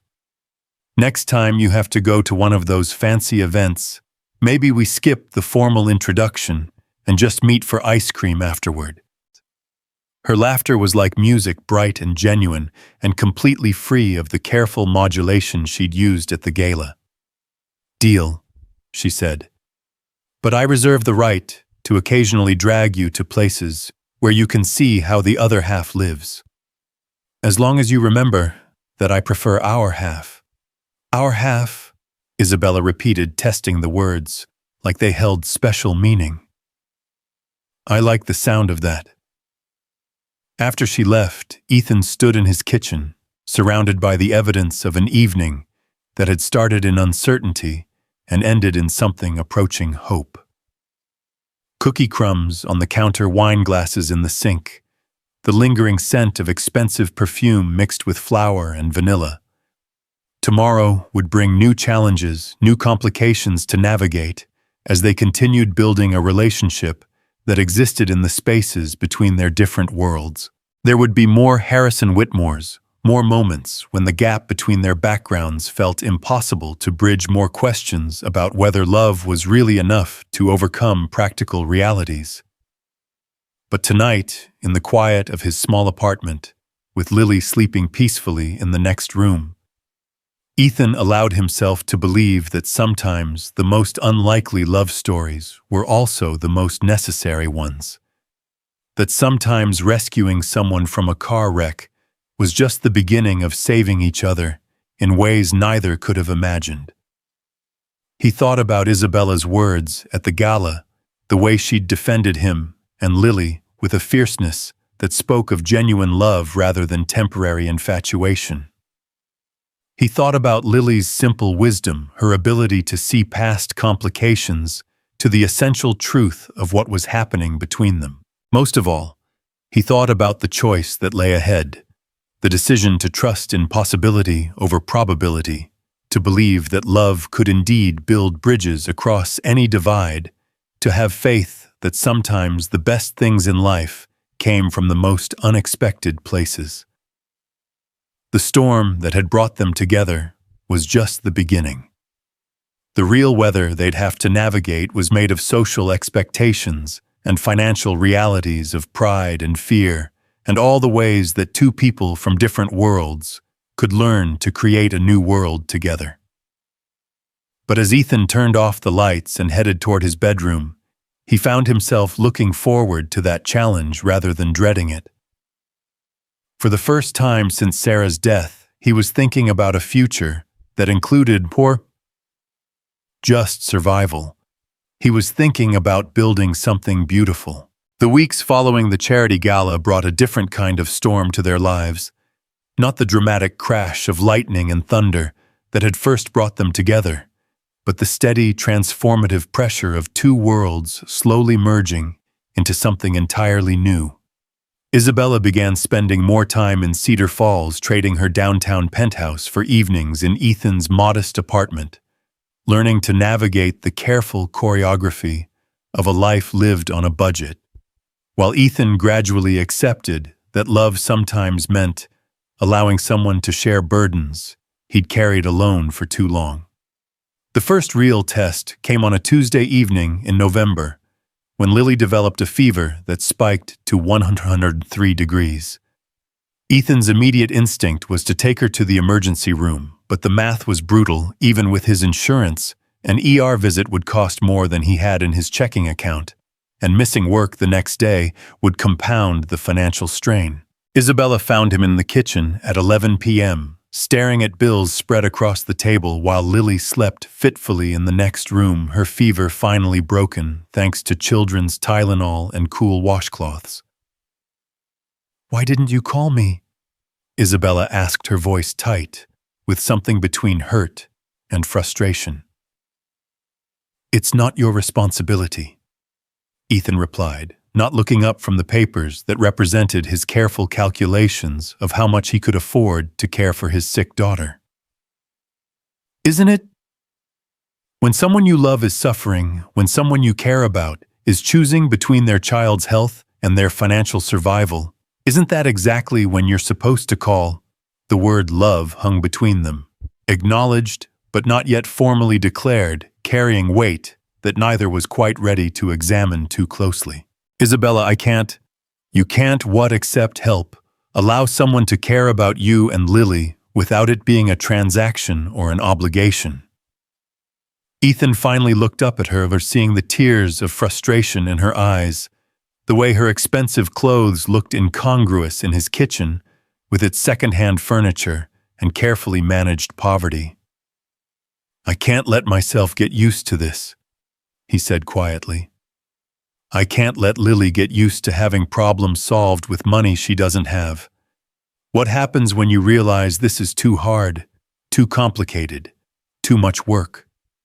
What happens when you go back to your world and we're left here except now we know what we're missing? Isabella sat down across from him, her hands folding over his, with the kind of deliberate gentleness that had become familiar over the past month. What if I don't go back? What if this is my world now? You can't mean that. Can't I? Isabella's voice carried a certainty that surprised them both. Ethan, 3 months ago, I was going through the motions of a life that felt like an elaborate performance. Board meetings where I said what was expected, charity events, where I smiled at people who saw me as a checkbook, with legs, dinners where every conversation was a chess match of social positioning. She gestured around his small kitchen, taking in the refrigerator covered with Lily's artwork, the second-hand table where they'd shared more honest conversations than she'd had in years of formal dining. This is the first place I've ever felt like myself. You and Lily are the first people who've ever made me feel like Isabella matters more than what Isabella represents. But your responsibilities, your family's business, will survive without me micromanaging every decision. My grandmother has been not so subtly suggesting that I need to find something that makes me happy rather than just something that meets expectations. Ethan studied her face, looking for signs of the impulsive romanticism that wealthy people sometimes mistook for genuine emotion. Instead, he saw the same determined certainty that had driven her to track him down after the accident, the same fierce loyalty she'd shown when defending him at the gala. What are you saying, exactly? Isabella was quiet for a long moment, and when she spoke, her words carried the weight of a decision that had been building for weeks. I'm saying that Grant Industries has excellent management in place and doesn't need an heiress who'd rather be reading bedtime stories than reviewing quarterly reports. I'm saying that my trust fund is more than adequate to support whatever life we want to build together. I'm saying that I'd rather worry about Lily's fevers and your overtime shifts than spend another day pretending to care about stock options and market projections. You can't just walk away from your entire life. I'm not walking away from my life. I'm walking toward it. The conversation was interrupted by Lily's voice calling from her bedroom, weak but alert. They both went to her, finding her sitting up in bed with tangled hair and sleepy eyes, but no sign of the fever that had terrified Ethan hours earlier. Daddy, Isabella, I had a bad dream. Ethan sat on the edge of her bed while Isabella moved to the chair where she'd been reading when Lily first fell asleep. What kind of dream, sweetheart? I dreamed that you and Isabella had a big fight, and she went away and didn't come back. Ethan felt his heart clench at his daughter's unconscious articulation of his own deepest fear. Isabella's not going anywhere, Lily. Promise? Lily's attention was fixed on Isabella, waiting for an answer with the kind of serious expectation that 8-year-olds brought to matters of supreme importance. I promise, Isabella said, her voice steady and certain. I'm not going anywhere unless you and your daddy want me to go. We don't want you to go, Lily said immediately. Right, Daddy? Ethan looked at his daughter's earnest face, then at Isabella sitting in the second-hand chair beside Lily's bed, her expensive dress wrinkled from a night of caring for a sick child, her makeup worn off, and her hair escaping its careful styling. She looked more beautiful than he'd ever seen her, and more real than she'd ever looked in her perfect, polished world. No, he said quietly. We don't want you to go. Lily's smile was radiant. Good. Now will you both stay until I fall asleep? Sometimes when I'm sick, I get scared of being alone. They stayed, taking turns reading from a collection of fairy tales that Lily had memorized, but still insisted on hearing. Isabella's voice was soft as she read about princesses who chose love over duty, about ordinary people who became extraordinary through acts of kindness, about happy endings that seemed impossible until they weren't. When Lily finally drifted back to sleep, Ethan and Isabella found themselves alone in his living room, surrounded by the quiet evidence of their makeshift family. Lily's homework on the coffee table, Isabella's shoes kicked off by the front door, the comfortable disorder of people who'd stopped performing for each other.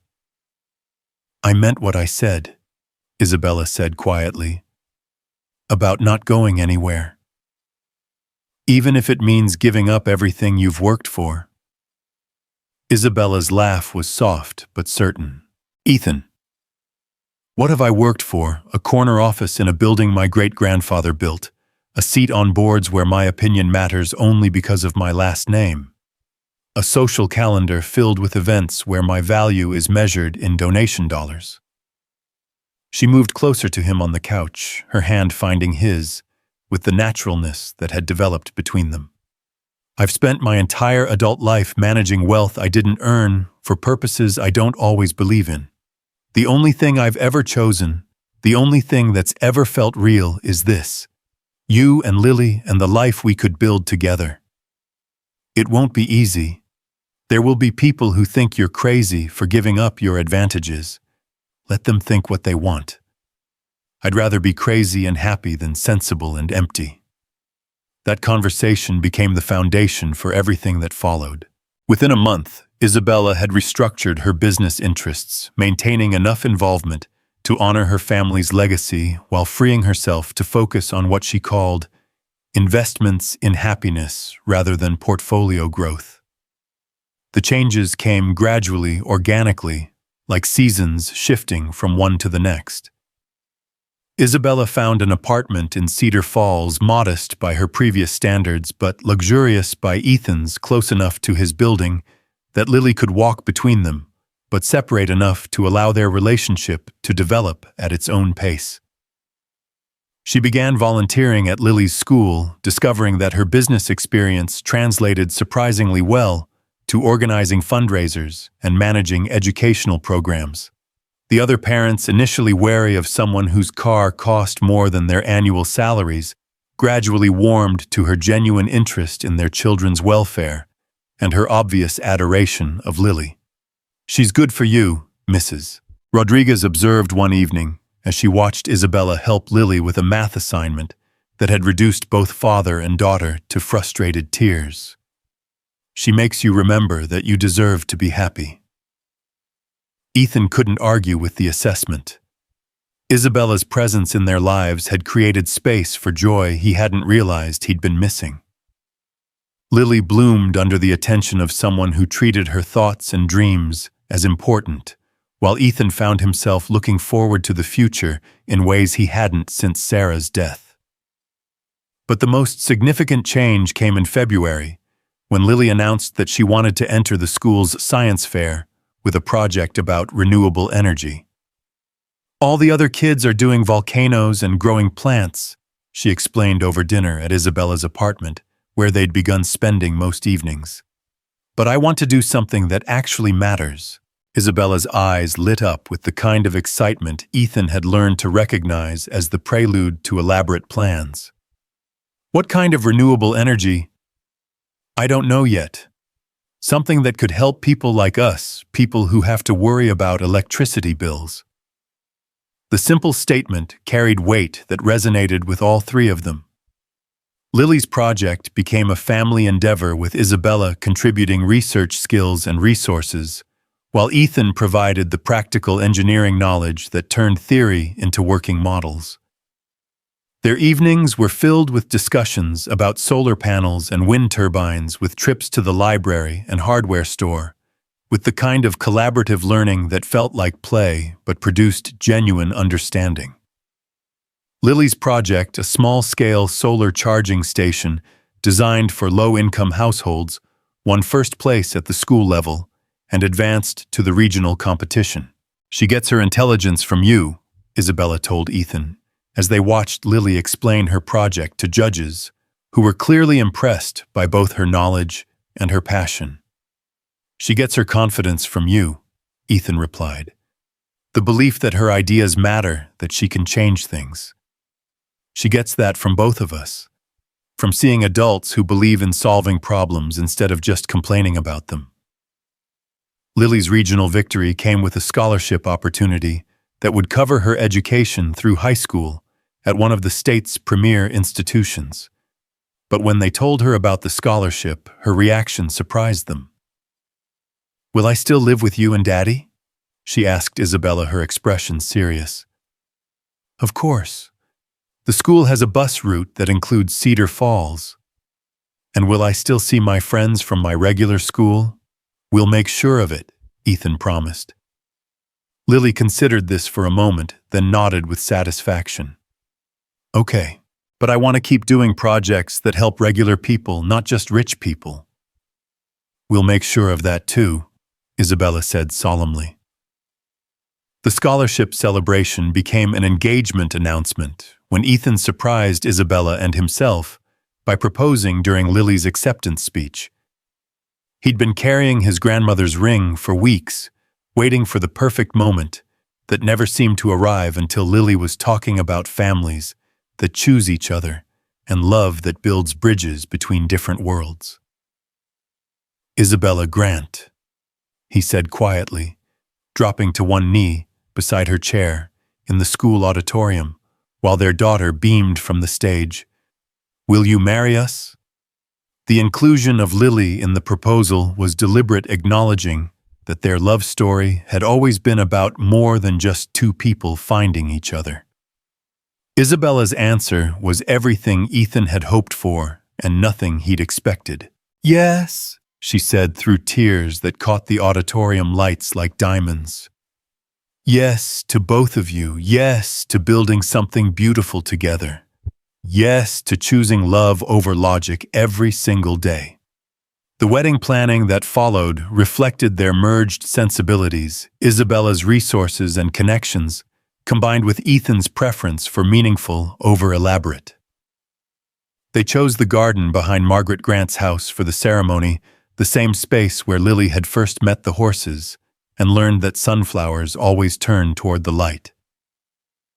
"I want Mrs. Rodriguez to be my grandmother too," Lily announced during one of their planning sessions. "And I want Grandmother Margaret to teach her how to make those cookies that taste like heaven."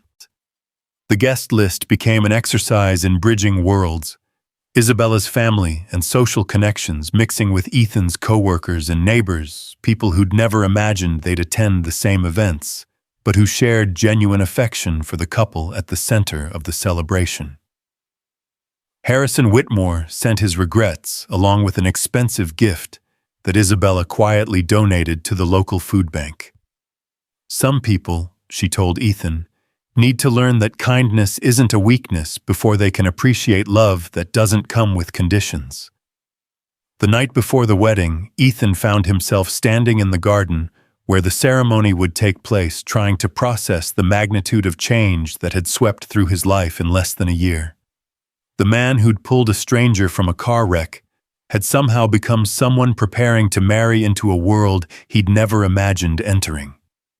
Having second thoughts, Isabella's voice came from behind him, soft in the spring darkness. "Third and fourth thoughts," he replied, echoing their conversation from months earlier. "But not about marrying you, about deserving this." Isabella moved to stand beside him, her hand finding his, with the naturalness that had developed between them. What if deserve has nothing to do with it? What if this is just what happens when two people choose to build something together instead of protecting what they have separately? Then I guess we'd better make sure we build something worth the risk. I think we already have. The wedding itself was everything they'd hoped for and nothing they'd expected. Lily walked down the aisle as their flower girl, wearing a yellow dress that made her look like the sunflower she'd played in her school production, carrying a basket of petals that she scattered with the kind of serious concentration she brought to all important tasks. Isabella's dress was simple but elegant, the kind of timeless beauty that came from perfect fit rather than elaborate design. But what took Ethan's breath away wasn't the dress or the setting or the flowers that Margaret had spent weeks perfecting. It was the expression on Isabella's face as she walked toward him, the absolute certainty that said she was exactly where she belonged. The vows they'd written together reflected their journey from strangers to lovers to family, acknowledging the storms they'd weathered and the ones they'd faced together. "I promise," Ethan said, his voice carrying clearly through the garden, filled with people who'd become their chosen family, "to see you as Isabella first, and everything else second. To build our life on love rather than logic, hope rather than fear." "I promise," Isabella replied, her voice steady despite the tears that caught the afternoon sunlight. "To choose our world over any world I was born into. To believe in possibility over probability, in building something beautiful rather than protecting something safe." When the minister pronounced them husband and wife, the garden erupted in celebration that felt both elegant and joyful, sophisticated and heartfelt. Margaret Grant and Mrs. Rodriguez sat together at the family table, comparing stories about their respective children and planning collaborative cookie projects. Ethan's co-workers mingled with Isabella's business associates, discovering common ground in their shared affection for a couple who'd proven that love could indeed bridge any divide. But the moment that captured the essence of their new life came during the father-daughter dance when Lily insisted that Isabella join them. "We're a family now," she announced to the assembled guests with 8-year-old authority. "And families dance together." As they swayed to music that spoke of love and hope and new beginnings, Ethan realized that the storm that had brought them together had done more than just change the weather. It had transformed the very landscape of what was possible.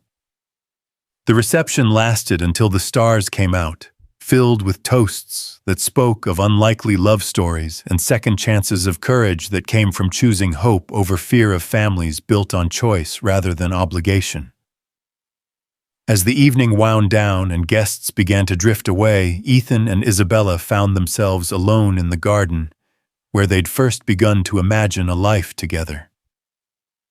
"No regrets?"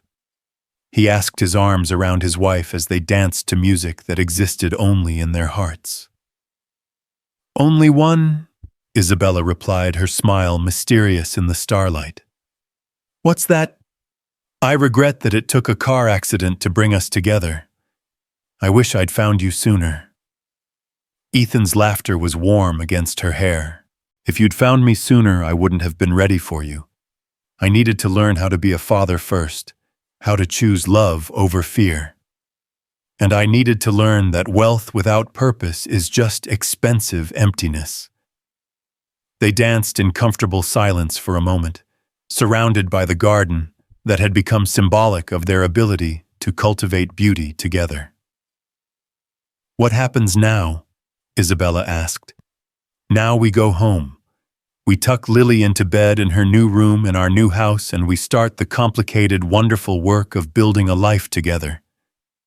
And tomorrow we keep choosing each other, every day in every way that matters." The house they'd bought together sat half-in between Cedar Falls and the Grant family estate, close enough to Margaret for regular visits, but far enough to maintain their independence. It was larger than Ethan's apartment, but smaller than Isabella's previous standards, with enough rooms for Lily to have her own space and for Isabella to maintain a home office for her scaled-back business interests. But the real measure of their success wasn't in square footage or property values. It was in the small moments that made up their daily life. Isabella learning to braid Lily's hair for school. Ethan teaching Isabella how to change the oil in her car. Family dinners where they planned weekend adventures and discussed Lily's latest school projects. 6 months after the wedding, Isabella started a nonprofit foundation focused on educational opportunities for children from low-income families, using her business skills and family connections to create programs that addressed practical barriers to academic success. Ethan left the auto plant to become the foundation's operations director, bringing his understanding of working-class challenges to bear on solutions that actually worked for the families they served. "We're not saving the world," Isabella told a reporter who interviewed them about the foundation's success. "We're just proving that when people with resources partner with people who understand problems, you can create opportunities that change individual lives. And when you change enough individual lives," Ethan added, "you do start to change the world." Their first Christmas as a married family brought snow that transformed their neighborhood into something magical, with Lily building snowmen while Ethan and Isabella watched from their kitchen window, coffee cups warm in their hands and contentment warm in their hearts. "Do you miss it?" Ethan asked, as they watched their daughter create snow angels with the kind of wholehearted joy that seemed to be her specialty. The excitement of high-stakes business, the adrenaline of making decisions that affect thousands of people. Isabella considered the question seriously, watching Lily's mittened hands shape snow into art. "I used to think that excitement was the same thing as purpose," she said finally. "I thought that big decisions automatically meant important decisions. But watching Lily discover her own capabilities, seeing families in our programs, achieve goals they never thought possible, knowing that our choices create space for other people's dreams. This feels like the most important work I've ever done. Even though it's smaller scale. Especially because it's smaller scale. Anyone can write a check, Ethan. Not everyone can show up for the daily work of helping people believe in their own possibilities." That evening, as they tucked Lily into bed and listened to her prayers, that included specific gratitude for Daddy finding Isabella in the storm and Isabella choosing to love us back, Ethan realized that their love story had become something larger than romance. It had become a proof of concept evidence that people from different worlds could indeed build something beautiful together, that love could overcome practical obstacles when supported by genuine commitment, that families could be created through choice as powerfully as through biology. "Lily's right, you know," Isabella said, as they settled into their own bed, the house quiet around them, and snow still falling outside their bedroom window. "About what?" "About you finding me in the storm. I was lost before that night, Ethan. I just didn't realize how lost until you showed me what it felt like to be found." "I found you," Ethan agreed, pulling her closer. "But you saved me right back. You and Lily both. You taught me that it's okay to want more than just survival, that love is worth risking everything for." Outside, the storm that had brought them together had long since passed, replaced by the gentler weather of everyday life, the steady rhythm of work and family, of small victories and shared challenges of love that deepened through choice rather than chance. But sometimes, on nights when the wind picked up and rain drummed against their windows, Ethan and Isabella would remember that first storm and the choice they'd made to rescue each other. They'd remember that sometimes the most profound changes begin with the simplest acts of kindness, that love often arrives disguised as crisis, and that the best families are built not on similarity, but on the decision to face life's storms together. In the morning, they'd wake up to Lily's laughter echoing through their home, to coffee that tasted better when shared, to the complicated, wonderful work of proving that love could indeed conquer all, not through magic or destiny, but through the daily choice to show up for each other, to build something beautiful from the raw materials of hope and determination, and the unshakable belief that some things are worth risking everything for. And when Lily asked, as she often did, to hear the story of how Daddy found Isabella in the storm, they'd tell her about the night when lightning showed them that sometimes the most important rescues happen when two people choose to save each other, creating families that shine like sunflowers, always turning toward the light, no matter what weather life brings their way. The end of their story was really just the beginning. The start of a lifetime spent proving that love, when chosen daily, and lived boldly could indeed weather any storm and build any bridge, creating possibilities as endless as a child's imagination and as durable as the decision to keep choosing each other one day at a time for all the days to come.